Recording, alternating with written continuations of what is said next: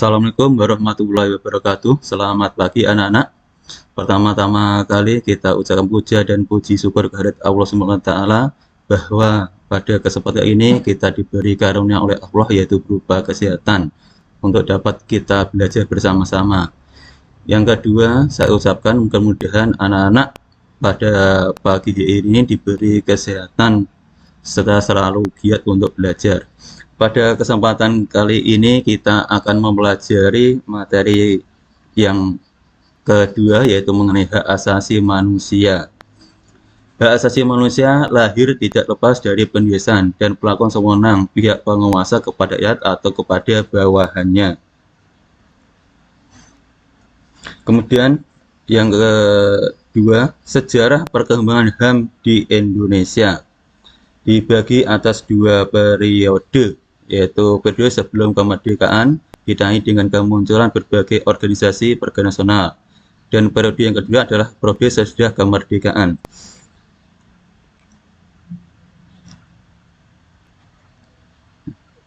Kita pelajari pada periode yang pertama sebelum kemerdekaan bahwa kemunculan organisasi pergerakan nasional lahir sebagai organisasi tersebut tidak lepas dari sejarah perkembangan HAM yang dilakukan oleh penjajah, ditandai dengan munculnya gerakan organisasi yaitu Budi Utomo yang lahir tahun 1908. Organisasi memperjuangkan hak kebebasan berserikat dan mengungkapkan pendapat. Yang kedua, Syarikat Islam berdiri tahun 1911. Organisasi ini memperjuangkan hak penghidupan layak dan bebas dari penindasan dan diskriminasi rasial. Yang ketiga, Indonesia Partai lahir tahun 1912. Organisasi memperjuangkan hak untuk mendapat kemerdekaan dan perlakuan yang sama. Yang ketiga, Perhimpunan Indonesia yang lahir tahun 1925. Organisasi memperjuangkan hak untuk menentukan nasib sendiri.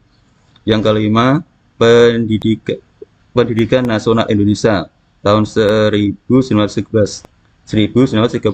Organisasi memperjuangkan hak untuk menentukan nasib sendiri, hak untuk mengungkapkan pendapat, hak untuk berserikat dan berkumpul, dan hak bersama di muka hukum, hak untuk turut serta dalam penyelenggaraan negara.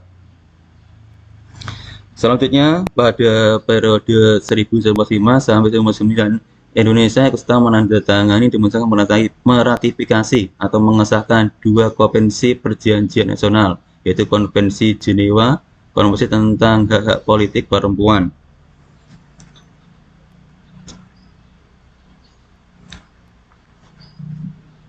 Pada periode yang pertama, tahun 1945 sampai 1950, pemikiran HAM pada periode awal pasca kemerdekaan masih menekankan pada yang pertama hak untuk merdeka, hak kebebasan untuk berserikat dan berkumpul melalui organisasi politik.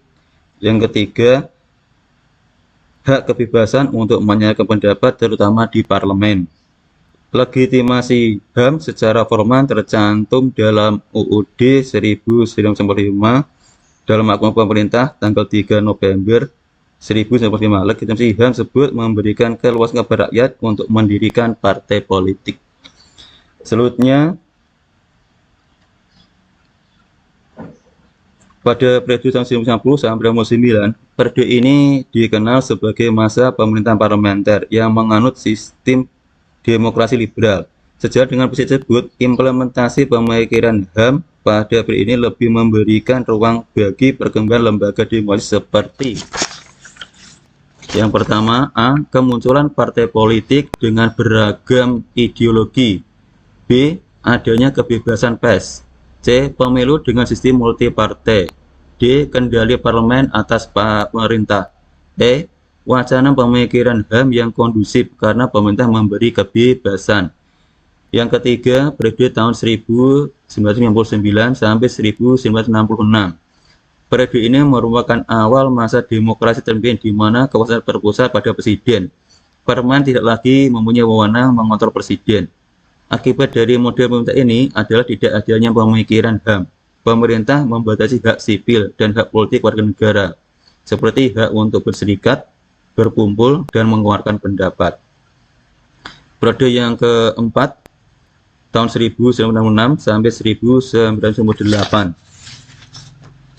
Pada Pada periode ini,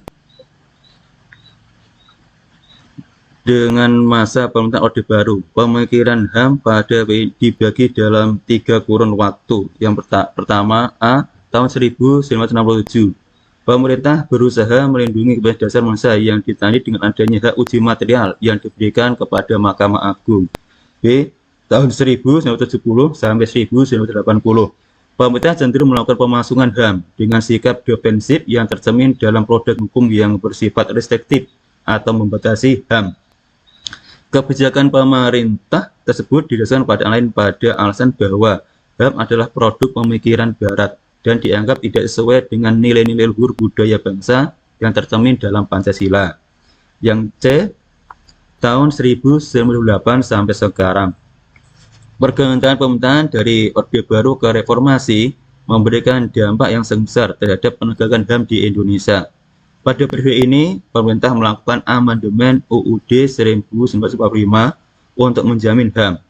Pemerintah menetapkan Undang-Undang Nomor 39 Tahun 1999 tentang HAM dan Undang-Undang Nomor 26 Tahun 2000 tentang Pengadilan HAM. Selain itu, dibentuk Kantor Menteri Negara Urusan HAM yang kemudian digabung dengan Departemen Hukum dan Perundang-undangan menjadi Departemen Kehakiman dan HAM, sekarang menjadi Kementerian Hukum dan HAM. Selanjutnya, terdapat pula Rencana Aksi Nasional Hak Asasi Manusia tahun 1998 sampai 2003 yang dicanangkan oleh Presiden B.J. Habibie melalui Kepres nomor 129 tahun 1998 tentang Rencana Aksi Nasional Hak Asasi Manusia atau RAN-HAM pada tanggal 25 Juni 1998 yang kemudian diubah dengan Kepres nomor 61 tahun 2003. RAN-HAM adalah sebuah dokumen yang memuat sasaran, strategi, dan fokus kegiatan prioritas Rencana Aksi Nasional HAM di Indonesia. RAN-HAM digunakan sebagai acuan kementerian, lembaga, dan pemerintah daerah dalam melaksanakan penghormatan, perlindungan, pemenuhan, penegakan, dan pemajuan HAM di Indonesia. Demikianlah materi yang kita pelajari pada kesempatan kali ini. Mudah-mudahan anak-anak selalu aktif dalam kegiatan belajar. Demikianlah, Assalamualaikum warahmatullahi wabarakatuh.